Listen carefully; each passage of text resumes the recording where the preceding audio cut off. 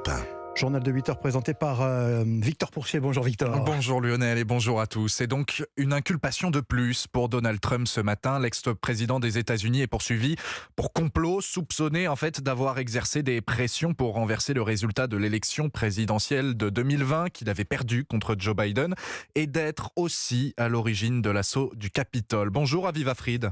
Bonjour Victor. Correspondante d'Europe 1 aux États-Unis, Aviva, le juge qui a inculpé Donald Trump hier insiste, il veut un procès rapide alors que les prochaines élections approchent. Oui, alors un procès rapide, ça veut dire sans doute l'année prochaine. Le procureur va probablement insister pour qu'il se déroule avant la fin 2023, mais les avocats de Donald Trump vont tout faire pour le retarder le plus possible. L'ancien président qui va devoir jongler entre sa campagne et le palais de justice. Les primaires commencent le 15 janvier avec des échéances importantes en mars, le même mois où son procès pour fraude fiscale est programmé à New York. Suivra ensuite en mai celui en Floride pour la possession de documents top secrets.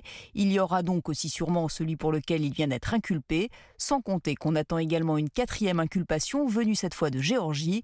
Comme ce sont des affaires criminelles, l'inculpé doit être au procès, ce qui promet une campagne animée. Oui, et Aviva, ces poursuites, elles arrivent a priori au plus mauvais moment. Donald Trump est candidat pour être élu président en 2024. Oui, alors on pourrait se dire que les multiples inculpations de Donald Trump sont un handicap pour sa campagne. Et pourtant, les derniers sondages le donnent largement en tête des primaires républicaines avec 54% des intentions de vote. Son principal rival, Ron DeSantis, atteint péniblement 17%. Et l'ancien président serait au coude à coude avec Joe Biden. Alors, légalement, rien ne l'empêche de se présenter, même sous le coup de multiples inculpations. Et imaginons que Donald Trump soit réélu. S'il est condamné pour les affaires fédérales, il pourrait en théorie se gracier lui-même. En revanche, il n'aurait pas ce pouvoir en cas de condamnation à New York ou en Géorgie. On serait alors face à une crise constitutionnelle avec un président susceptible d'être emprisonné. Aviva Fried, la correspondante d'Europe 1 aux États-Unis.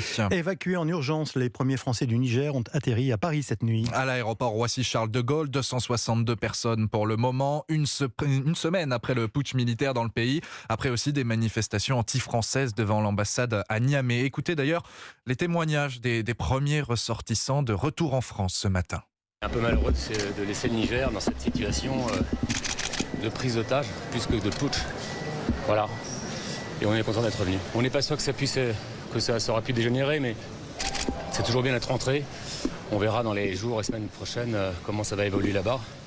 Et nous qui sommes assez attachés, on va suivre ça avec attention. L'angoisse parce que les aéroports et les frontières sont fermés. Sans ça, on n'allait pas être angoissé.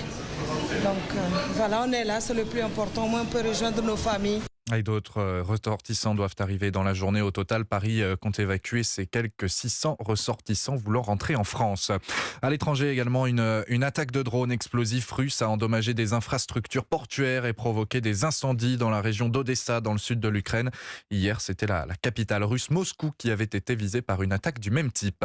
Europe 1, 8h04. 4 départements du nord-ouest de la France sont en vigilance orange, vague et submersion. Le Finistère, les Côtes-d'Armor, l'Île-et-Vilaine et la Manche, conséquence des vents violents apportés par la tempête Patricia venue d'Irlande jusqu'à 110 km/h en rafale de la Bretagne au Pas-de-Calais. Une tempête symbole de la météo plus que maussade sur une bonne partie du pays. Coup dur pour les vacanciers mais aussi pour les viticulteurs. Ils doivent redoubler de travail à la vigne pour éviter de perdre toute leur récolte. En Alsace par exemple, les vignerons se battent depuis plusieurs semaines contre l'oïdium, un champignon qui s'attaque aux raisins et qui prolifère par temps humide et froid.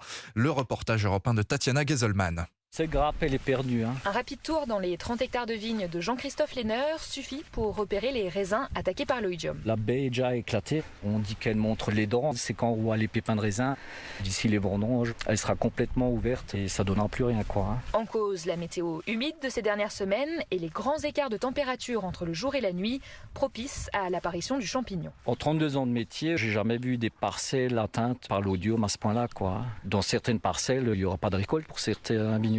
Lui-même devrait cependant être épargné car depuis des semaines, il se démène pour protéger ses raisins en allant régulièrement dans ses vignes. Il faut que le raisin soit aéré, ça veut dire qu'on enlève un peu les feuilles qui viennent cacher les raisins où justement l'eau peut stagner et puis faire progresser l'oïdium. Autre solution, pulvériser du soufre sur les vignes, ce que Jean-Christophe fait depuis près de 3 mois. La semaine dernière, je pensais qu'on avait fini avec les traitements, mais vu la météo qu'on a, je pense qu'on sera obligé d'en faire un dernier pour être plus serein. Et grâce à ça, Il table sur un très bon millésime pour cette année 2023. S'il n'y a pas un autre aléa climatique comme la grêle. Mittelbergheim, Tatjana Geiselman, Europe 1.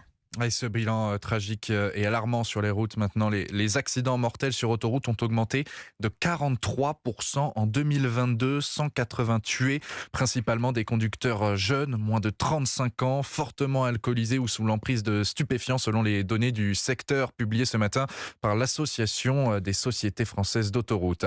Et puis longtemps attendu par les pédiatres et les parents, un premier traitement préventif contre la bronchiolite des nourrissons a obtenu le feu vert hier de la Haute Autorité de Santé. Cet hiver, l'épidémie de bronchiolite avait participé à l'engorgement des services d'urgence. Ce traitement préventif pourra être administré dès le mois de septembre aux bébés de moins de 1 an et sans frais pour les familles. Alors les bébés justement, et cette conclusion d'une étude qui vient d'être publiée, leur faire goûter le plus tôt possible réduit le risque qu'ils développent une allergie. Oui, l'étude pilotée par l'Institut national de recherche pour l'agriculture, l'alimentation et l'environnement a été menée sur plus de 6600 enfants nés en 2011 et l'expérience révèle que commencer à manger certains aliments à partir de l'âge de 10 mois doublerait le risque d'allergie alimentaire plus tard. Yasmina Katou. Les œufs, le poisson ou encore les produits laitiers. Si un enfant n'a pas goûté à ces 4 allergènes avant ses 10 mois, il a 2 fois plus de risque de développer une allergie alimentaire, de l'eczéma ou encore de l'asthme avant l'âge de 5 ans. Pourtant, parmi les 6000 enfants qui ont participé à l'étude, seulement 62% ont eu une alimentation diversifiée à partir de 4 mois. Introduire tous les aliments dès cet âge est primordial, précise Blandine Delozon-Guillain. Elle est directrice de recherche à l'INRAE et responsable de l'étude. Pour que l'enfant puisse développer une tolérance aux protéines alimentaires, il est nécessaire qu'il soit exposé à cette protéine. Et donc le fait de retarder la consommation de ces aliments ne permet pas l'acquisition de la tolérance orale. Ces travaux confirment l'importance de respecter les dernières recommandations faites par les autorités sanitaires en 2021.